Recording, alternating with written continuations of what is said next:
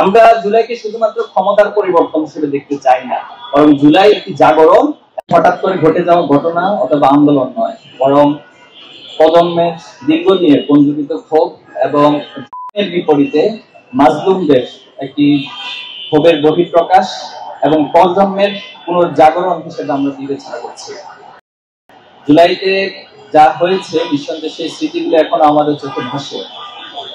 জুলাইয়ের একটি আদর্শিক ভিত্তি রয়েছে, এটা আদর্শিক জাগরণের মধ্য দিয়ে মূলত জুলাই সংগঠিত হয়েছে। আমরা যদি খুব খেয়াল করি যে জুলাইতে সবার মাঝে একটা মানসিকতা ছিল যে আমরা ন্যায়ের পক্ষে, অন্যায়ের বিপক্ষে, আমরা সবসময় মাজলুমদের পক্ষে, আমরা জালিমদের বিপক্ষে অবস্থান, এবং এর জন্য যদি আমাদের জীবন দিতে হয় তাহলে আমরা শাহাদাতের তামান্না নিয়ে জীবন দিব, কিন্তু আমরা পিছপা হব না।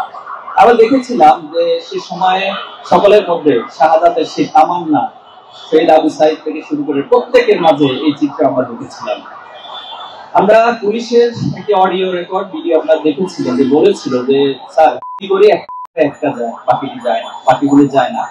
তাহলে এই যে একটি অদম্য স্পৃহা, নিজের জীবন দিব কিন্তু অন্যায়ের কাছে মাথা নত করবো না, এই আদর্শিক ভিত্তি মূলত জুলাই আমাদেরকে রচনা করে দিয়েছিল। আমরা সেখানে দেখেছিলাম যে স্যাক্রিফাইসের মানসিকতা, এই স্যাক্রিফাইসের মানসিকতা ইসলামের ইতিহাসের বিভিন্ন ময়দানে আমরা দেখতাম। যখন সবাই আহত অবস্থায় থাকতো, একজনের কাছে পানি নিয়ে আসা হতো, কিন্তু সে পানি পান না করে এটা অপরের কাছে এগিয়ে দিত।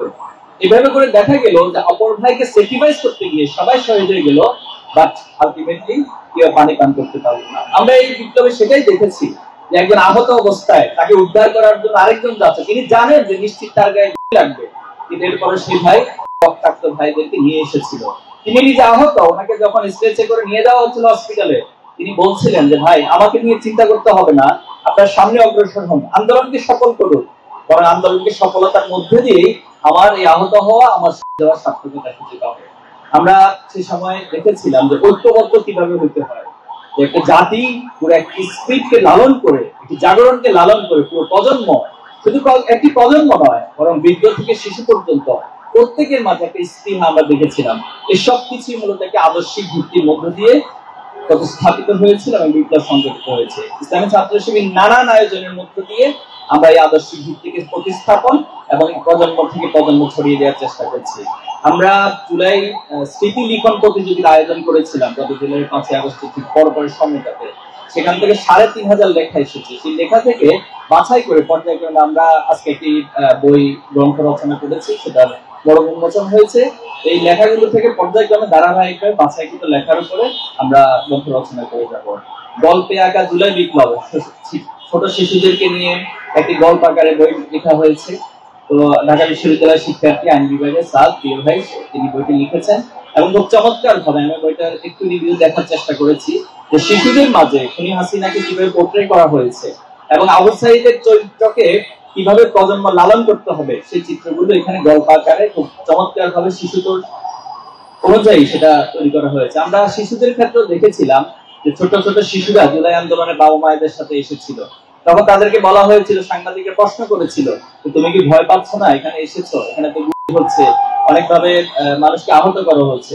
তখন ছোট ছোট শিশুগুলো পুলিশের দিকে তেড়ে যাচ্ছিল, তারা আমার ভাই আবু সাঈদকে নিয়েছে, এই জন্য আমিও তাদেরকে ফেলবো। এই যে শিশুদের ভিতরে একটা চেতনা, কোনো ভয়হীন ডরহীন একটি আদর্শ শিশুদের মধ্যে লালন হয়েছিল। আমরা আশা করবো যে এই বইয়ের মধ্য দিয়ে প্রজন্ম থেকে প্রজন্ম সেটা ছড়িয়ে যাবে ইনশাআল্লাহ। শহীদদেরকে নিয়ে একটি স্মারক এখানে রচনা করা হয়েছে।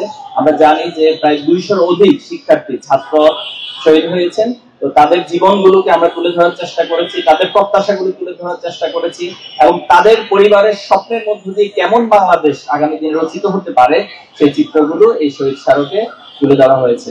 আমরা আশা করব এই সবগুলো আয়োজনের মধ্য দিয়ে মূলত জুলাইয়ের যে স্পিরিট এবং জুলাইয়ের শহীদ পরিবারের যে আকাঙ্ক্ষিত বাংলাদেশ সেটা গড়ার জন্য প্রজন্ম থেকে প্রজন্ম আমাদের মেসেজগুলো, আমাদের স্বপ্নগুলো সকলে বয়ে নিয়ে যাব এবং সত্যিকার অর্থে একটি বাংলাদেশ গড়ে দেব। আমরা জুলাইকে শুধুমাত্র ক্ষমতার পরিবর্তন হিসেবে দেখতে চাই না, বরং জুলাই একটি জাগরণ এবং জুলাই হচ্ছে আমূল পরিবর্তন। এই সমাজে এবং এই রাষ্ট্রে ফ্যাসিবাদের যত শিকড় রয়েছে প্রত্যেকটি শিকড়কে উপড়ে ফেলাই হবে আমাদের জুলাইয়ের অন্যতম সফল। আল্লাহ তাআলা আমাদের এই সকল আয়োজনকে কবুল করুক। আপনারা আমাদের আয়োজনের সাথে সম্পৃক্ত ছিলেন, ভবিষ্যতেও থাকবেন। আমরা সকলে মিলে আমাদের এই সুন্দর বাংলাদেশকে গড়ে তুলব ইনশাআল্লাহ। আমরা জুলাই আগস্টে পেরেছি, আমরা বিশ্বাস করি আমরা যদি ঐক্যবদ্ধ থাকতে পারি, ন্যায়ের পক্ষে শক্তিশালী ভূমিকা রাখতে পারি, তাহলে আমাদের এই প্রজন্মের হাত ধরে সুন্দর সমৃদ্ধ একটি বাংলাদেশ গড়ে উঠবে। সবাইকে ধন্যবাদ জানিয়ে আমার কথা শেষ করছি। আসসালামু আলাইকুম।